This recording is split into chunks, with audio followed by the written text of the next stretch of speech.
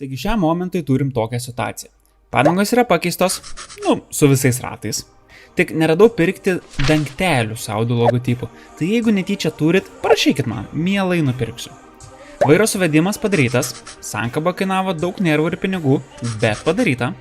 Tepalo nubėgimas, dabar nebėga, bet faktas, kad prie šito reikės grįžti, nes užskersavau varžtą.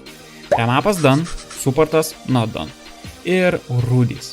Kalbant apie jas, jos yra ant stogo, kas yra šitų audinių liga, ir man atrodo, kad keleivio durys yra kiauros. Visą šitą reikalą planuoju sustvarkyti labai paprastai ir pigiai. Tiesiog su dažų flakonėliais, kuriuos man padarė pagal degalų užpilimo dangtelio spalvą. Todėl viskas turėtų atitikti idealiai. Problema tame, kad šitame bėgimo maratone griuvau iš karto. Ties argumentu pigiai. Kaip manot, kiek galėjo kainuoti šie 3 dažų flakonėliai?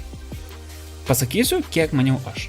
Aš maniau, kad darydamas paprastai ir pigiai už dažus sumokėsiu apie 20 eurų. Man gavosi taip, kad tie 3 flakonėliai yra 39 eurai. Taigi, prasišoviau dvigubai. Tai, manau, būtų buvę pigiau tiesiog nuomotis iš senukų kompresorių, tenai 14 eurų parai, ir nusipirkti paprastų dažų, kurie tiesiog susipila ir nusidažo. Bet aš to žinoma nepadariau. Ir dabar turiu, ką turiu?